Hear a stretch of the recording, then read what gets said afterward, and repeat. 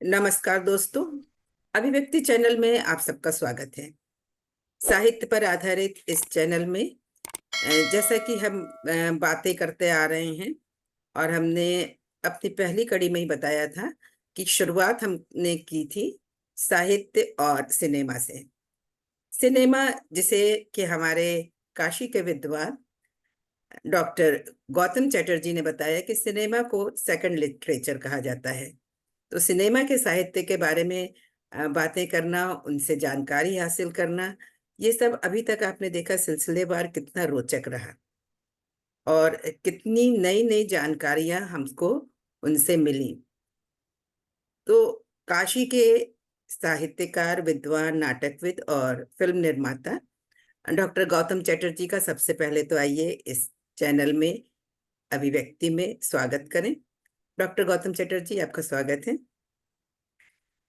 बहुत बहुत और धन्यवाद मेनका जी। आपने अभी तक जितनी भी जानकारी दी सिनेमा के साहित्य के बारे में, उससे जुड़े विभिन्न पहलुओं पर, चाहे वो फिल्म की कथा हो, पटकथा हो, गीतों का फिल्मांकन हो, या उनसे जुड़ी तमाम बातें कि फिल्में कितनी तरह की होती हैं, कैसी होती हैं, उनकी शूटिंग कैसी होती है। और जब हम गीत संगीत की बात कर रहे थे तब तो हमें बहुत अच्छा लग रहा था, ऐसा लग रहा था कि सचमुच संगीत सरिता बह रही है और उसमें हम बहते जा रहे हैं और उसके रस का आनंद ले रहे हैं। कुछ इतनी रोचक बातें आपने बताई, जिसमें सबसे अहम बात जो मुझे याद रह गई वो था मौथार्गन, हारमोनिका, जिसका जिसकी चर्चा भी मैंने कभी किसी से नहीं सुनी थी। वो ऐसी ऐसी जानकारियां आपसे सुनने को मिली। और गीतों के बारे में तो क्या बात है भाई, ऐसा लगता है कि पूरे एनसाइक्लोपीडिया है आपके पास गीतों का। तो हम ये चाह रहे थे कि गीत तो अपने आप में गीत जैसा कि अपने नाम से ही परिलक्षित है कि संगीतमय होगा, पोइट्री भी कहीं ना कहीं बड़ी लयात्मक होती है, लय होती है उसमें। उसमें कहते हैं कि जहां ना पहुंचे रवि वहां पहुंचे कवि। तो वो पोइट्री जो कवि से जुड़ी होती है, उसमें न जाने कितनी तरह की बातें कवि सागर से की गहराई से मोतियां चुन चुन के लाता है, और हमारे सामने जब उसको शब्दों के माध्यम से सजा के रखता है तो सचमुच ऐसा लगता है कि सारी चीजें चित्रात्मक होती जाती हैं। और माशाअल्लाह, आपकी पोइट्री तो मैंने पढ़ी हूँ, चाहे हिंदी है, चाहे इंग्लिश है, चाहे वो आनंद भैरवी हो या कोई भी पोइट्री हो, सचमुच बहुत चित्रात्मक होती हैं। ऐसे होते हैं कवि।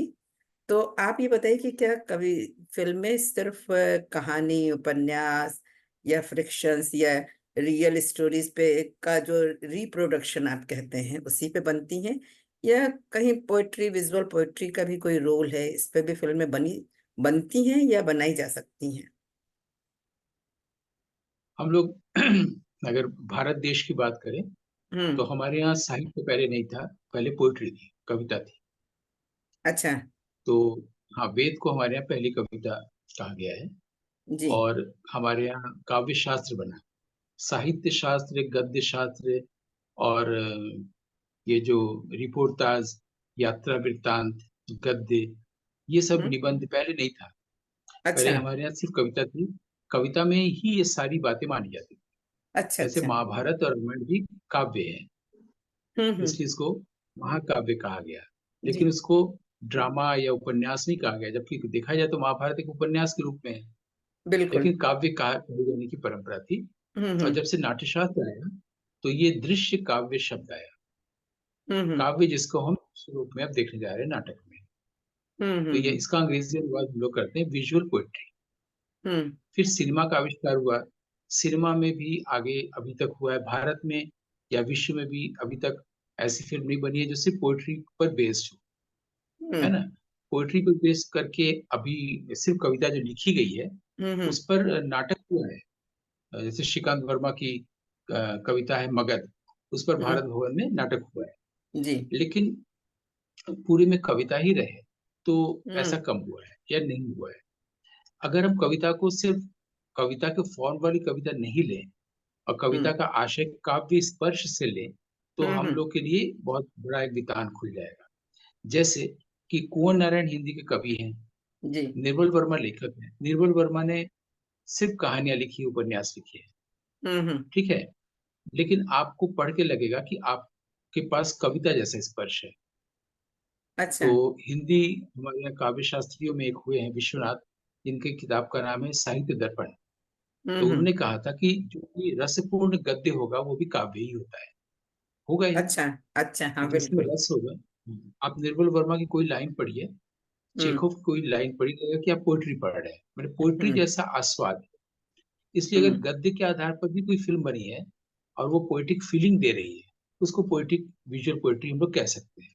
हम्म। और सिर्फ पोएट्री को लेकर भी एक फिल्म बनी है विश्व में, जो बहुत बड़ी फिल्म है, मैंने ग्रेट हम्म। मास्टर की फिल्म है। उस फिल्म का नाम है मिरर। अच्छा। इस फिल्म को आंद्रे tarkovsky ने बनाया है, जो ग्रेट मास्टर थे। हम्म। और वो, उनके फादर जो थे बहुत बड़े रशिया के पोएट थे। जी। मतलब आंद्रे तार्कोवस्की अगर नहीं भी होते तो भी उनके फादर आर्सेनी तार्कोवस्की का नाम था। जी। तो अगर आप रशियन पोएट्री की एंथोलॉजी की बुक ले, तो हम्म। वहाँ के सबसे बड़े पोएट माने गए हैं पुष्किन। अच्छा। तो उसमें, हाँ, पेंगुइन से जो किताब छपती है कि हम्म। रशियन पोएट्री बहुत मोटी सी, हम्म। उसको उसको विभाजन ही किया गया कि पुष्किन से पहले वाले कवि और पुष्किन के बाद वाले कवि। जी। पुष्किन को मेजर माना जाता है, तो उसमें बाद वाले कवियों में आर्सेनी तार्कोवस्की का भी नाम आता है, बहुत बड़े अच्छा। कवि थे रूस के। हम्म। उन्होंने अपने फादर पर, आंद्रे तार्कोवस्की ने अपने हम्म। फादर की पोएट्री को लेकर के, उनके वॉइस को भी लेकर के जी। पूरी फिल्म बनाई है।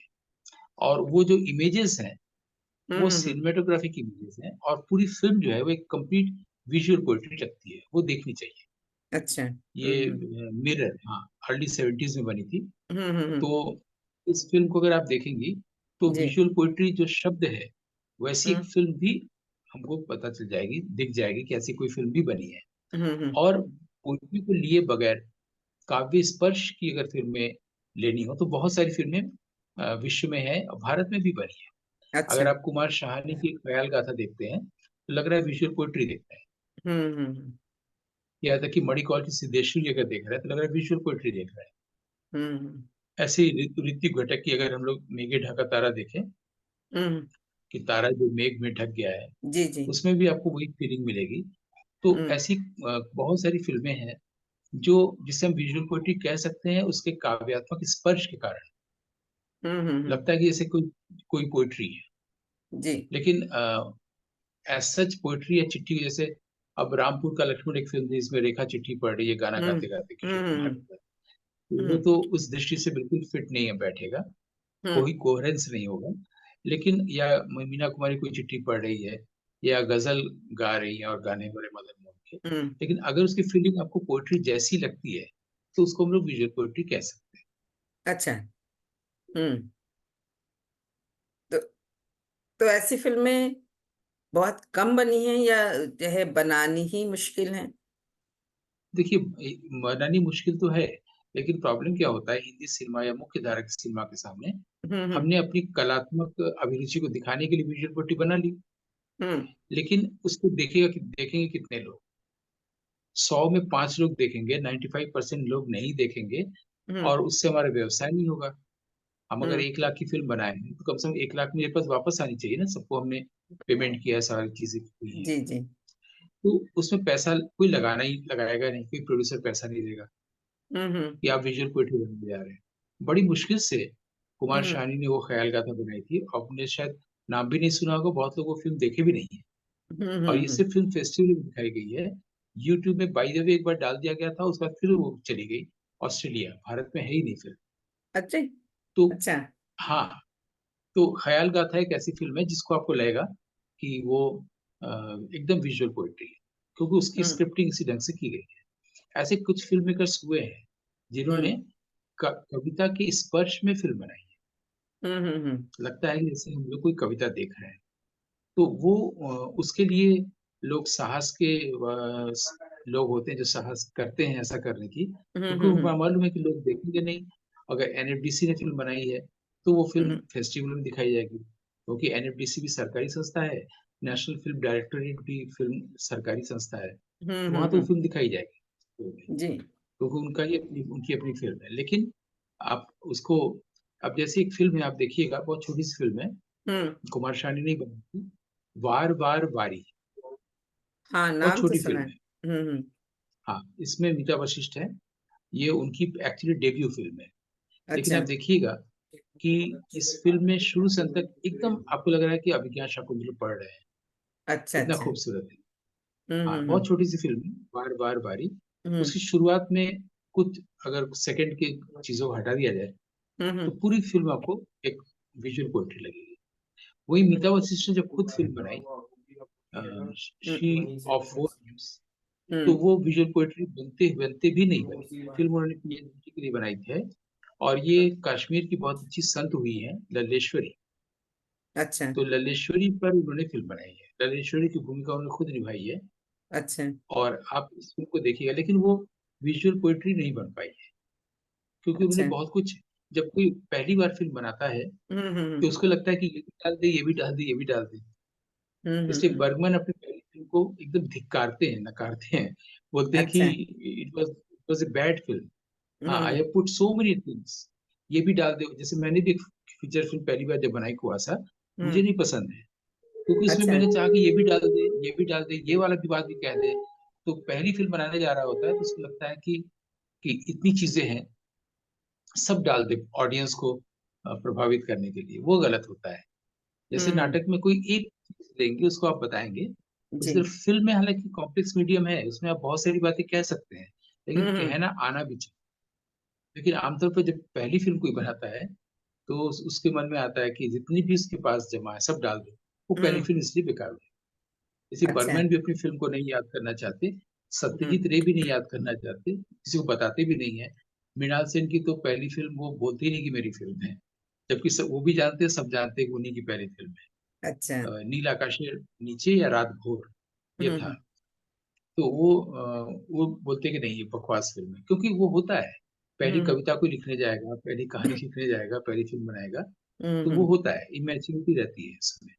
जी। तो अगर देखा जाए तो हमारे यहाँ अ, काव्य शास्त्र की तरफ भी बहुत कम लोगों ने ध्यान दिया। जब मैंने कहा कि ध्रुपद नाम से मणिकौल ने फिल्म बनाई, तो उन्होंने हम्म। रीतिकालीन कविता के बारे में भी उसमें बहुत कुछ बताया। अच्छा।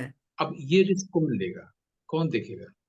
जहाँ हम्म। पर जवान या पठान शाहरुख खान की रिलीज हो रही हो, वहां पर जी। रीतिकालीन कवि कालिदास, ये सब कौन देखेगा? केतन हम्म। मेहता ने बड़ी मुश्किल से राजा रवि वर्मा को ध्यान में रख के एक फिल्म बनाई, रंग हम्म। रसिया। या एम एफ हुसैन ने माधुरी दीक्षित को केंद्र में करके एक फिल्म बनाई, हम्म। है ना? तो वहां पर एम एफ हुसैन का पूरा आर्ट दिखता है। केतन मेहता की फिल्म में आर्ट के साथ साथ कॉमर्स भी बहुत दिखता है। उनको जी। पता है कि अगर ये सब नहीं रखेंगे तो लोग फिल्म हम्म। नहीं देखेंगे, है ना? हम्म। लेकिन जब उन्होंने भवनी भवई और मिर्च मसाला बनाई थी, तब हम्म। उन्होंने ये ध्यान नहीं रखा लोग देखेंगे नहीं, तब उनको अपना वजूद को प्रतिष्ठित करना था।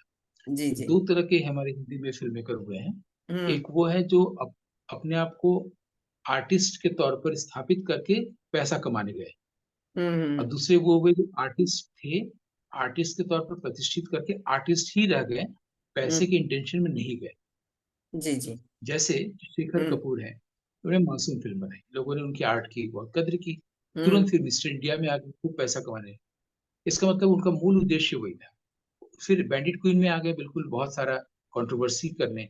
उसका हम्म। फिर एलिजाबेथ को फिल्म बनाने चले गए विदेश में, क्या विश्व हम्म। स्तर पर अपना नाम करे, और फ्लॉप होकर लौट गए, क्योंकि बिल्कुल। इंटेंशन उनका शुरू से ही गलत था। हम्म। इसी तरह से आप देखिएगा केतन मेहता, जिन्होंने भंवरी भवई और मिर्च मसाला जैसी अच्छी फिल्म बनाई है। हम्म। मिर्च मसाला में आपको याद होगा कि लास्ट में जब नसरुद्दीन शाह को कोई भी रोक नहीं पाता, हम्म। तब जो मिर्च महिलाएं होती हैं, हाँ हाँ। जो उसमें मसाला वो कर रही होती सूप है। में वो मसाला पूरा उनकी आंखों में दे देती हैं। हम्म। हालांकि ये आइडिया केतन मेहता का नहीं है, ये आइडिया चार्ली चैपलिन का है। जब उन्हें डू एंड डायनामाइट फिल्म बनाई थी, अच्छा। तो हाँ, 1916 में इसमें था कि चार्ली चैपलिन काम की तलाश में जाते हैं, वहां पर लोग आटे की लोई हम्म। बनाते हैं, रोटी बनाते हैं। तो आटे की लोई माने डो, तो हम्म। वो भी बनाना सीखता है और बनाने लगता है आटे की लोई और उससे रोटी। उसमें हम्म। डायनामाइट यानी कि आक्रमण होता है सेना का, फौजियों का। अब उससे ये महिला पुरुष इतने सारे लोग कैसे कैसे अपने आप को उससे लड़े और कैसे अपने आप की हिफाजत करें। जब हम्म। चार्ली चैपलिन क्या करते हैं, वो जो डो रहता है हम्म। आर्टिकुलेट, उसी को मारना शुरू करते हैं। तो उनकी जो नली में वो फंस जाती है, आंखों में फंस अच्छा। जाती है, और वो हिफाजत भी कर लेते हैं और सेना भाग भी जाती है। तो ये हम्म जो आपका काम ही आपका हथियार है, ये हम्म चार्ली चैपलिन जैसी प्रतिभा ने विश्व को दिया था। यहाँ से केतन मेहता ने वो मिर्च मसाला बनाई और हम्म बताया कि मिर्च जो है वही आपका हथियार है, आप क्यों रोकने के लिए तमाम और हथियार ले रहे हैं। तो बाद में लास्ट में उसी को जब नसीरुद्दीन शाह की आंखों में फेंका जाता है तो हम्म, वो हो जाता है। लेकिन बिल्कुल। कितने मिनट तक के अपने भी ऑब्जर्वेशन थे फिल्म में, जैसे कि जब स्मिता पाटिल मारती है नसीरुद्दीन शाह को एक हम्म थप्पड़, जिसका बदला वो पूरी फिल्म में लेते हैं, तो वो उनका ऑब्जर्वेशन था। हम्म नसीरुद्दीन शाह, हमारे यहाँ क्या है ना, भारत के बाहर अगर कोई लड़की किसी लड़के को थप्पड़ मारेगी हम्म तो वो उसी समय उसको कोई रिएक्ट करेगा, वो आदमी, या तो उसको देखेगा, कुछ बोलेगा, या खुद भी थप्पड़ मारेगा। हम्म भारत में ऐसा नहीं है। भारत में क्या होता है, अगर कोई लड़की किसी लड़के को थप्पड़ मारेगी तो लड़का हम्म पहले सब तरफ देखेगा, किसी ने देखा तो नहीं। अगर किसी ने नहीं देखा तो इट्स ऑल राइट, अगर देख लिया तो प्रेस्टीज इशू, है ना। हम्म तो प्रेस्टीज इशू बन जाता है नसरुद्दीन शाह का, क्योंकि वो जब देखता है तो उसके अपने ही जो सैनिक हैं वही देख रहे थे, उसके सामने बेइज्जती हो जाती है। अब वो हम्म। इस बजाय थे, ये पूरी फिल्म में कहानी चलती है। ये ऑब्जर्वेशन केतन मेहता का इंडियन था, ये बहुत अच्छा था। अच्छा। लेकिन लास्ट वही चार्ली चैपलिन वाला आइडिया, लेकिन वही केतन मेहता फिर बाद में और भी साहस किए उन्होंने। वो हम्म मैडम बोवारी बनाई, मैडम बोवारी पर माया मिर्जा फिल्म बनाई, हम आया में है ना, ऐसा फिल्म आई थी, हाँ। बालजाट। तो उसमें हम्म उन्होंने पूरा रिस्क लिया शाहरुख खान और को लेकर के। ऐसे केतन मेहता ने जब दूसरी फिल्म अपनी बनाई, कभी हम्म हाँ कभी ना, शाहरुख खान को लेकर, पूरा रिस्क था कि फिल्म में पैसा मिलेगा नहीं। वे हम्म, जानवी थी यार, भी जब पहली बार बनाई थी तो उसमें मैक्सिमम पैसा 1,000 रुपया नसरुद्दीन शाह को था, बाकी सबको बहुत कम कम पैसे। तो अच्छा। पैसा इंपॉर्टेंट नहीं होता है, एक अच्छी फिल्म बनाना इंपॉर्टेंट होता है। लेकिन वो बहुत चल गई कुंदन शाह की। हम्म। उसके 10 साल बाद उन्होंने फिर फिल्म बनाई कभी हाँ कभी ना। ऐसी शाहरुख खान की जो डेब्यू फिल्म है उसका लोग नाम भी नहीं सुने हैं, तो मणिकौल ने बनाई है, और वो दोस्तोवस्की के दी इडियट पर आधारित बनाई है, अहमक उसका नाम अच्छा। है ना। अब हम्म। अहमक फिल्म कोई नाम ही नहीं तो सुना है, क्या जैसे रिलीज नहीं हुई थी ख्याल ये करता फिल्म था। अहमक? वो नहीं, ये एनएफडीसी ने बनाई थी और फिल्म फेस्टिवल में दिखाई गई थी 91 में मैड्रास में। अच्छा अच्छा। तो उसका नाम मैड्रास था, और मैं हम लोग उसको देखे थे, प्रीमियर देखे थे। कले हम्म। बने रंगम उस साल का नाम था। अहमक हम्म। फिल्म दिखाई गई उसमें। तो पहली बार था, तो और उसके बाद शाहरुख खान तब सीरियल भी शुरू नहीं किए थे, हाँ, क्योंकि सर्कस मुझे वगैरह। जहां तक याद है कि वो सीरियल में पहली बार आए थे, फौजी सीरियल में। फौजी, बिल्कुल। हम्म। हाँ, तो फौजी से पहले ये अहमक फिल्म बनाई थी मणिकौल ने, अच्छा। हाँ हाँ। शाहरुख खान को लेकर। तो ये अब उन्होंने रिस्क लिया था ना, ये ऐसे फिल्म, उनको पता हम्म था कि ये फिल्म न जाने कितने लोग देखें, हो सकता है सिर्फ अकेले वही देखें। और ऐसा हुआ भी, जब फिल्म दिखाई जा रही थी हम्म तो दो फिल्में 91 में दिखाई गई थी मैड्रास में। एक हम्म। थी गुलजार के लेकिन, और एक फिल्म थी मणिकौल की अहमक। अहमक में 40-50 लोग थे पूरे हॉल में, अच्छा और अच्छा। लेकिन में भी 30-40 लोग थे। लेकिन एक जर्नलिस्ट को कुछ कह देने से गुलजार सब पीछे के गली रास्ते दरवाजे से निकल के कार से होटल पहुंचे। वो अरे। कह रहे थे कि जहाँ साइंस इतना आगे पहुंच चुका है, ये भूत प्रेत दिखा रहे हैं। और हॉल में वो बोलने लगे थे, हम्म कैलकाटा के एक जर्नलिस्ट थे। तो हम्म वो जाहिर सी बात है, वो बहुत ही बेतुकी फिल्म ही है, भले ही हम्म गाने अच्छे हों हृदयनाथ मंगेशकर के, हम्म लेकिन वो रुदाली की तर्ज पर लेकिन वो उन्होंने बनाई थी, और बकवास फिल्म बनाई थी। तो वो हम्म उन्होंने बोल भी दिया कि आप फिल्म फेस्टिवल में ऐसी फिल्म लेके आ रहे हैं, भूत प्रेत हम्म वाली। तो अब लेकिन वहां पर अहमक दिखाई गई थी, और अहमक को लोगों ने अप्रिशिएट किया था, क्योंकि वो अप्रिशिएट करने वाली फिल्म है। ऐसी फिल्में जिसमें गाना भी शायद एक आध है उसमें, अच्छा। और बॉम्बे को बेस करके शूट शूट वगैरह किया जाता है। तो हमारे कहने का मतलब है कि ये जो लोग विजुअल पोएट्री बनाते हैं, हम्म। लेकिन हम लोग तक पहुंचती नहीं है। जैसे अच्छा। ख्याल गाथा का मैं बार नाम ले रहा हूँ, हम्म ख्याल गाथा लोगों को देखनी चाहिए कि हम किसे विजुअल पोएट्री कह रहे हैं। और हम्म अगर वो नहीं देखने को मिल रहा है तो कम से कम तारकोवस्की की मिरर ही देखें। मिरर है। हम्म मिरर में उनके पिताजी की आवाज भी है, कविता भी है, और उनकी माँ का भी एक दृश्य में उनकी माँ भी दिखती है। लेकिन हम्म वो फिल्म आप देखेंगे तो आपको कविता पढ़ने की या आर्सेनी तारकोस्की की कविताओं को जानने की कोई जरूरत नहीं पड़ेगी। हम्म। आपको फ्रेम दर फ्रेम से पोइट्री दिखेगी, हम्म। आपके आंखों के सामने सिर्फ पोइट्री है। और अच्छा आपको लगेगा कि देखते ही रहे, और फिर आप दूसरी बार फिर देखेंगे और बार बार देखेंगे, आपको कभी पुरानी नहीं लगेगी। इतनी अच्छा। खूबसूरत फिल्म है वो। हम्म। और वो बताइए। ऐसा इसलिए हो पाया हम्म क्योंकि उसमें रियलिटी रिप्रोडक्शन नहीं था। उनके हम्म अपने भीतर का जो अपना संसार है वो उसमें प्रकट होता है। हम्म और कवि के साथ तो यही होगा ही, कवि जब भी होगा तो उसकी हम्म, अपनी दुनिया आएगी बाहर। बाहर की बिल्कुल। दुनिया पर वो कम लिखेगा, क्योंकि हम्म बाहर की दुनिया पर अगर आप कविता लिखते हैं तो विषय खत्म तो आपकी कविता भी खत्म।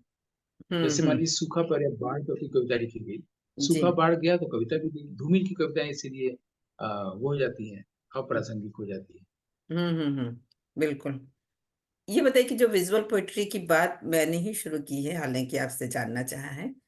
जब आप बता रहे थे कि ऐसा लगे कि कविता पढ़ रहे हैं, तो कुछ फिल्में आई जिसमें डायलॉग्स जो थे वो पूरे इसी एक उसमें होते थे। कहना चाहिए कि एक राइमिंग होती थी। जैसे हीर रांझा आई। हीर रांझा के सारे डायलॉग इसी तरीके के लिखे गए हैं। कविता उनको बिल्कुल। कहेंगे कि तो क्या ये विजुअल पोइट्री है? और इसी तरीके हाँ, से एक तरह से विजुअल पोएट्री, एक तरह से विजुअल एक तरह पोइट्री से है। Visual poetry. गाने भी अच्छे थे और राजकुमार प्रिया राजवंश बहुत अच्छे ढंग से दिख भी रहे। हम्म, विशेषकर उसमें प्राण का रोल जीवन भर लोग याद रखेंगे, बिल्कुल। जिसमें वो एक वैसा के लेके एक चलते हैं, एक पाँव का वो था। वो हम्म फिल्म बहुत अच्छी फिल्म थी, चेतन हम्म, आनंद की। लेकिन उसको विजुअल पोएट्री कैटेगरी रख सकते हैं, हम मुगले आजम को भी रख सकते हैं। अच्छा। मुगले आजम का जो वो दृश्य आप याद करिए, जिसमें बहुत क्लोज शॉट में एक ही फ्रेम में दिलीप कुमार और मधुबाला का चेहरा है, हम्म और सामने कोई दीपक की लौ है जो बुझ जा रही है, और फिर वो जला रहे हैं, दोनों लोग बहुत विस्परिंग साउंड में बात कर रहे हैं। हम्म पोएट्री है, बिल्कुल हम्म पोएट्री। और हम लोग को ऐसी चीजों को अप्रिशिएट करना चाहिए, लोगों ने अप्रिशिएट किया भी। लेकिन हम्म जो जो हमारे मास मीडिया का आता है ना, मासेस का क्या है कि वो जो जब तक अनजाना में राजेंद्र कुमार गाना गाते हुए नहीं चलेगा कि मैं राही अनजान राहों का या हम्म वो अ, तेरी जवानी, क्या क्या सब गाने थे ना हम्म अनजाना फिल्म में। तो हम्म ऐसी फिल्म जो हिट होती है वो हम्म ऐसे बहुसंख्य दर्शक देखते हैं जिनके पास पोइटिक सेंसिबिलिटी या सूक्ष्मता कम हम्म होती है। और जो लोग पोइटिक सेंसिबिलिटी की फिल्म बनाते हैं उनका काम ही इसलिए है कि वो जो जिनके पास नहीं है वो हम्म सेंसिबिलिटी आए। इसीलिए हम्म, फिल्म एप्रिसिएशन कोर्स होता है। तो तुम अच्छा। राजेंद्र कुमार के इस गाने को अप्रिशिएट कर रहे हो, शम्मी कपूर के गाने को अप्रिशिएट कर रहे हो, या बिल्कुल। देवानंद के गाने को कि ये आंखें उफ यूं माँ, जो आशा हम्म पारेख के साथ देवानंद का गाना, हम्म या शम्मी कपूर का किसी के साथ, जो इस तरह के पहले होते थे ना, या हम्म हूँ चाहे मुझे जंगली कहे। तो आप जब ये सब अगर जंगली पने को अप्रिशिएट कर रहे हैं तो हम्म, पोइट्री को भी आप अप्रिशिएट कर सकते हैं। थोड़ा सा आपको स्थूल से सूक्ष्म की ओर जाना होगा, बिल्कुल। क्योंकि सूक्ष्म से स्थूल की ओर ड्रामा में जाते हैं लाउड करने के लिए। लेकिन सिनेमा मीडियम ही है कि वो पोइट्री की ओर चले, स्थूल से सूक्ष्म की ओर चले। लेकिन हम्म मुख्य धारा की फिल्मों में क्या होता है, स्थूल को और स्थूल करते हैं, खूब मारपीट, खूब लड़ाई। अगर आप अभी जो फिल्म आई है अजय देवगन की भोला, हम्म पहला दृश्य से भी मारपीट है और आखिर तक मारपीट है। और आखिर में पार्ट टू की एंट्री भी हो जाती है अभिषेक बच्चन की कि आगे फिर अब वो मारपीट करेगा। ये हाँ मारपीट के अलावा पूरी फिल्म में कहीं कुछ नहीं है, हाँ, है ना? वायलेंस को तो बहुत जो है वो किया गया है। हाँ, वायलेंस और खाली वायलेंस पहले भी होता था हम्म फिल्म में। जैसे राजेश खन्ना और मुमताज की फिल्म बनी, रोमांस भी होता था, गाने भी होते थे, स्टंट भी होता था, लास्ट में विलेन को हीरो मारता भी था, उतना तक ठीक है। लेकिन हम्म, पहले ही सीन से वीएचएस इफेक्ट के साथ आप खाली यही दिखाएं अंत बिल्कुल। तक। और साउथ इंडिया में भी ऐसा ही हो गया, नॉर्थ इंडिया में भी ऐसा ही हो गया है। सारी फिल्में ऐसी बन रही है। कोई भी हम्म फिल्म होती है तो पहले, इवन अमिताभ बच्चन की भी फिल्म, कहाँ बागवान और कहाँ अभी जो फिल्म आती है, उसमें भी यही सब वीएचएस इफेक्ट डाल के दिखाया जाता है। तो हम्म पोर्ट्री से तो कोसों दूर हो गई है फिल्म ना। जबकि हम्म फिल्म मीडियम जो है वो पोइट्री का ही मीडियम है। हम्म अगर आप माधुरी दीक्षित को लेके जो फिल्म बनाई थी एम एफ हुसैन की देखिए, मतलब मैं ये नहीं कह रहा हूँ कि कोई मानक है या मैं उसको बहुत अप्रिशिएट नहीं करता, हम्म लेकिन एक आर्टिस्ट जब बनाने जाता है तो उसका आर्ट तो आएगा। जैसे ऋषिकेश मुखर्जी बहुत अच्छे आर्टिस्ट थे, हम्म हम बासु भट्टाचार्य को कह सकते हैं, विमल रॉय को कह सकते हैं, ये लोग आर्टिस्ट हम्म, थे। ये पहले फोटोग्राफर थे, बासु भट्टाचार्य भी फोटोग्राफी करते थे, तो वो अच्छा। फोटोग्राफी में भी पोएट्री ही देखते थे। हम्म ऐसे ऋषिकेश मुखर्जी बहुत अच्छे फोटोग्राफर भी थे और एडिटर भी थे। उन्होंने हम्म बहुत सी ऐसी फिल्मों में किया जिनका हम लोग कल्पना ही नहीं कर सकते कि इसके एडिटर। ऐसे बहुत सारी फिल्मों में बासु ये क्या नाम है, विमल रॉय ने एडिट किया है, लोगों को हम्म पता भी नहीं है, वो ध्यान भी नहीं देते हैं। ये लोग अपने काम के अलावा दूसरी फिल्मों में भी एडिट करते थे। और हम्म ऋषिकेश मुखर्जी के बारे में भी धर्मेंद्र जी ने कहा ही है कि हम लोग जब शॉट देने के बाद पैकअप के बाद लौटने लगते थे, तो हम लोग की हम्म मुट्ठी में कुछ पैसा रख के ऋषिदा बोल देते थे कि धरो ये रखो। हम्म। तो हम लोग कभी देखते भी नहीं थे कितना पैसा दिया। अच्छा। तो ये विजुअल पोएट्री बहुत अच्छा विषय है। आप देख सकते हैं कितना समय हम लोग के पास और है, अदरवाइज हम्म इसका फलक बहुत बड़ा। हम्म। विजुअल पोएट्री पे हम बात कर रहे थे, तो एक फिल्म आई थी वजूद। वजूद भी क्या जो है विजुअल पोएट्री पे आधारित वजूद फिल्म है? वजूद विजुअल पोएट्री नहीं कही जाएगी, भले इसमें कविता के अंश है। और हाँ नाना हाँ। पाटेकर माधुरी दीक्षित को कविता को कैसे को डिक्शन में कैसे बदलें या पोएट्री हम्म कैसे बोले, इवन वो इतनी लंबी कविता भी सुनाते हैं, प्रेम की हम्म। कविता माधुरी दीक्षित को। हाँ तो हाँ कविता का होने से फिल्म नहीं बनेगी, वो तो नाना पाटेकर के कल्ट को ध्यान रख के फिल्में बनी है। अग्नि हाँ। साक्षी, वजूद और जितनी फिल्में हैं उसमें हम्म नाना पाटेकर को लोग पसंद कर रहे थे, तो नाना पाटेकर का होना बहुत अच्छा है, लेकिन वो पोएट्री बोल रहे हैं, फिल्म हम्म। विजुअल पोएट्री नहीं है। अच्छा। एक और फिल्म में आते हैं, वो पागल रहते हैं और मानसिक हालत बिगड़ी रहती है, वो बाहर आते हैं और फिर हम्म वो अंत में फिर पागल हो जाते हैं, कि हम नाम भूल रहे हैं फिल्म में। तो हम्म वही पार्थो घोष बनाते थे उनको हम्म लेकर कई फिल्में।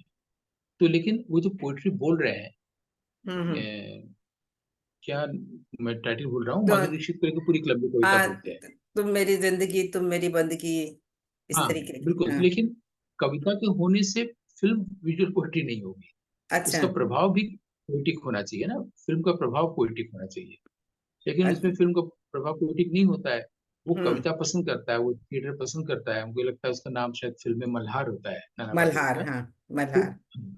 तो उनके हम्म जो पिताजी थे वो पसंद नहीं करते थे, वो कप वप लाते हैं वो फेंक देते हैं चौल से बाहर। उनको बहुत हम्म दुख मिलता है, लेकिन वो पोएटिक हम्म हार्ट के का कैरेक्टर था मल्हार। और हम्म माधुरी दीक्षित को वो बाकायदे स्टेज पर ही सिखाते कैसे तुम रोओगे नहीं, और करते हम्म करते कुछ सेकंड में आंख में आंसू लाना भी बता देते हैं, ट्रिक कैसे स्टेज में रोया जाता है। लेकिन वो फिल्म का जो प्रभाव है, वो हम्म उनका दुख तो है, लेकिन अगर हम्म हम दुख को कविता मान लें तो फिर हम लोग कह सकते हैं विजुअल पोएट्री है, क्योंकि अंग्रेजी में तो यही है कि our hmm sweetest songs are those, जो दुख के हम्म भाषा में लिखी जाती है सबसे मधुर वो गीत जिन्हें हम दर्द के सुर में गाते हैं। तो फिर हम्म अगर दर्द है तो फिर कविता है। लेकिन हम्म भारत में सुखांत होता है ना हिंदी फिल्मों में, तो हम्म। उसमें उस दृष्टि से तो कहीं नहीं मानी जाएगी, अच्छा, जहाँ पर जैसे टॉर्चर किया जा रहा है। रामायण और महाभारत दोनों एपिक हैं, तो रामायण पे भी फिल्म बनी, तो क्या ये विजुअल पोएट्री है? रामायण या महाभारत पे उसमें जो फिल्में उसमें बनी वो धार्मिक फिल्म है। हैं? रामायण को हाँ। संपूर्ण रामायण फिल्म बनी है, हम्म जय बजरंग बली फिल्म बनी है। धार्मिक फिल्में कही गई, उनको उस ढंग से दिखाया गया है। लेकिन हम लोग को विजुअल पोएट्री के लिए सिर्फ इतना ही पकड़ के रखना है कि हम्म उसमें विजुअल सेंस, इसमें पोएट्री की सेंसिबिलिटी होगी और हम्म पोएट्री का टच होगा, मतलब हम्म ऑडियंस के हृदय में काव्यात्मक स्पर्श होगा और हम्म काव्यात्मक संवेदना होगी। ऐसी फिल्म को हम विजुअल पोएट्री कह रहे हैं। हम्म। इसके अलावा और कोई डेफिनेशन नहीं हो सकती है।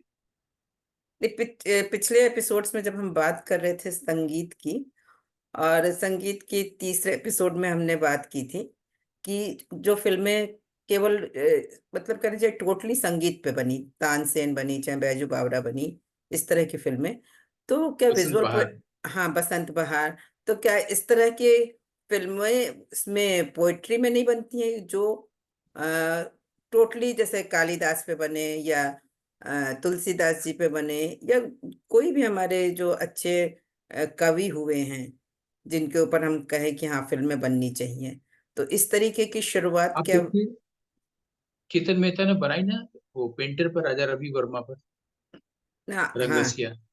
हम्म ये पहल अभी तक नहीं हुई है कि किसी कवि पर बने। हम्म कई बार लोग अमृता शेरगिल की पेंटिंग को लेकर बनाने जाते हैं, यहाँ तक होता है। अमृता हम्म प्रीतम को लेके भी कुछ कुछ छोटी छोटी फिल्में बनी है जो बिल्कुल बेसुरी है। हम्म हमने कोशिश की है एक तरह से बनाने की कि फिल्म की लैंग्वेज भी रहे, यानी सिनेमेटोग्राफिक लैंग्वेज भी रहे हम्म। और पोएट्री भी रहे। हमने कुंवर नारायण की कविताओं पर फिल्म बनाई है।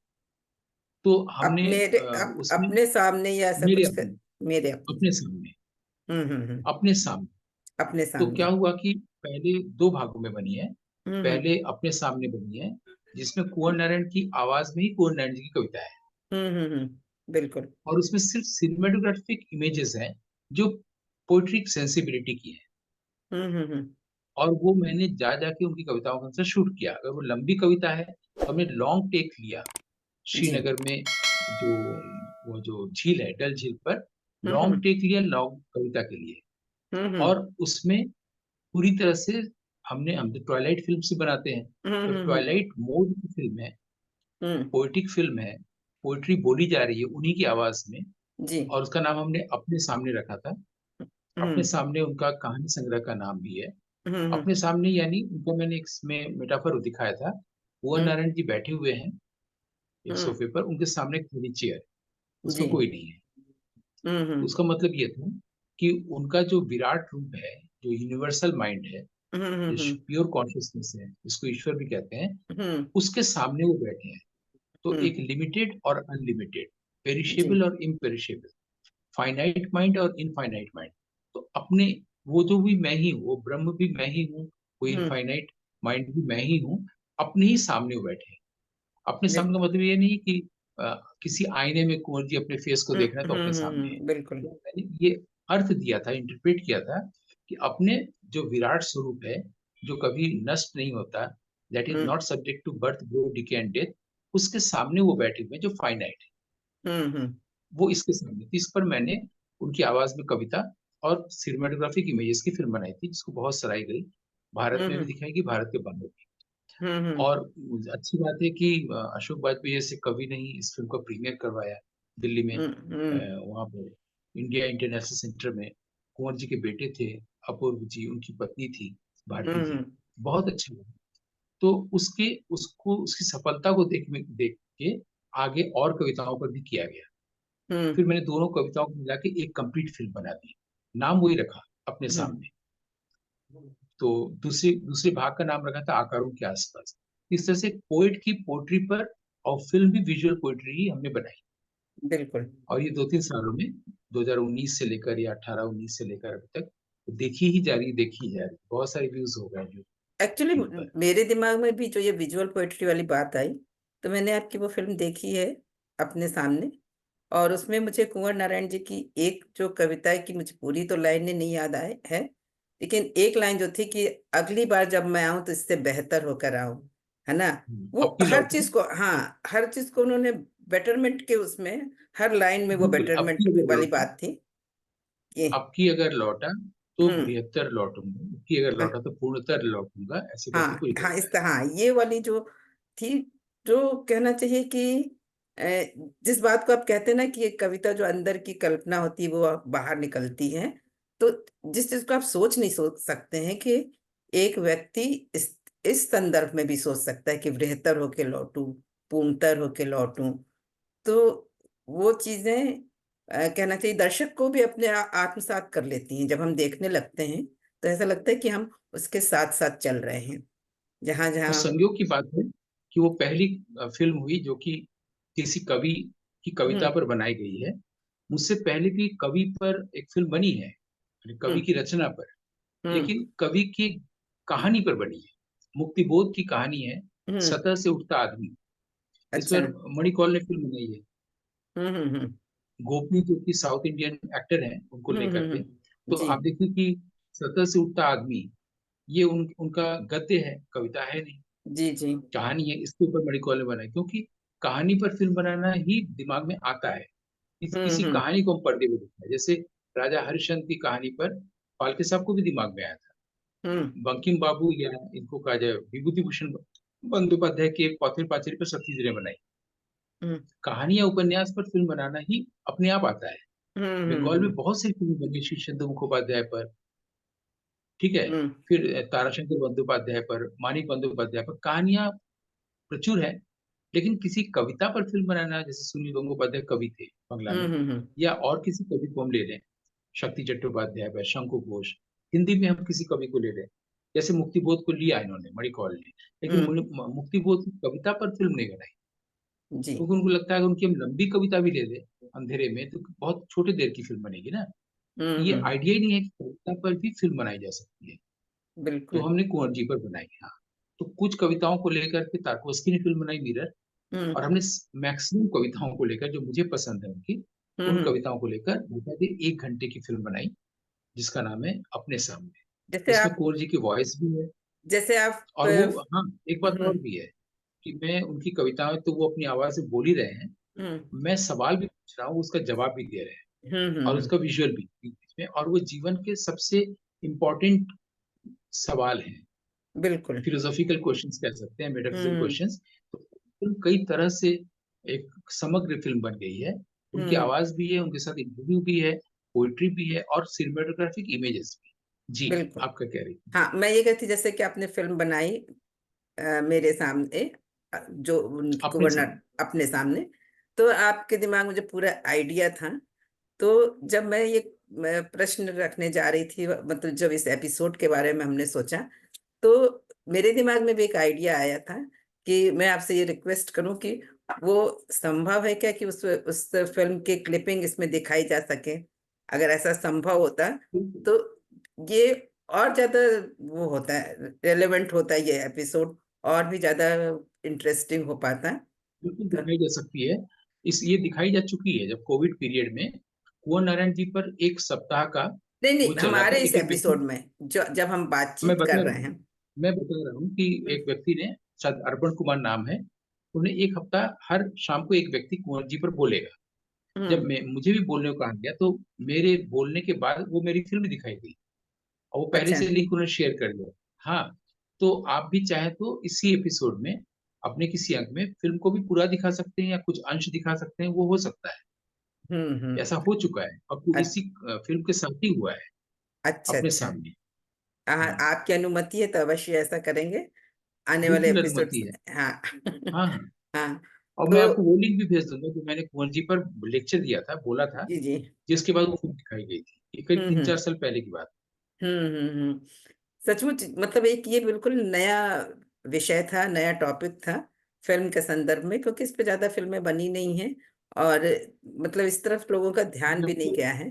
और आपको मैं आपको सूचित करूं हाँ। कि मैंने 20वीं शताब्दी के 10 कवियों पर फिल्में बनाई है, अरे वाह। जिसमें से एक ही कोयम वाली फिल्म है। हाँ, मैंने औरबिंदो की सावित्री पर बनाई है, रविन्द्रनाथ ठाकुर की कविताओं पर बनाई है, फिर उसके बाद ONV कुरूप है, मलयाली कवि थे, उन पर बनाई है। भारत के बाहर हमने ऑक्टेवियो पास की कविताओं पर बनाई है, रिल्के हम्म। की कविताओं पर बनाई है, तो बोरहेस की कविताओं पर हम बनाई है। चाहेंगे कि अगले हमारी कड़ी में आप उन कम से कम उनकी चर्चा भी करें, और थोड़ा थोड़ा सा जरूर बताएं कि इन पे आपने फिल्म कैसे बनाई, और क्या थीम रही, क्या आइडिया रहा। तो प्रोसेसिंग हाँ प्रोसेसिंग क्या थी, हाँ, प्रोसेसिंग क्या कि थी, तो उनके बिंब क्या थे कविता हाँ, में, और क्योंकि मैंने अब हमारे पास सिनेमेटोग्राफिक एक इमेजेस मिनट क्या। का समय बचा है, तो इसलिए विजुअल पोएट्री पे थोड़ी सी बात हम और करेंगे, थोड़ी सी नहीं। आपने जब 10 कवियों पे बनाई है तो निश्चित तौर पे से बात की जा सकती है। तो अगले एपिसोड में हमारे दर्शकों को इसी बात का इंतजार होगा कि आपने किन किन पर और फिल्म बनाई, और आप उस पर जानकारी देंगे। आज की जानकारी के लिए आपका बहुत बहुत शुक्रिया, डॉक्टर गौतम चटर्जी। धन्यवाद। Thank you so much.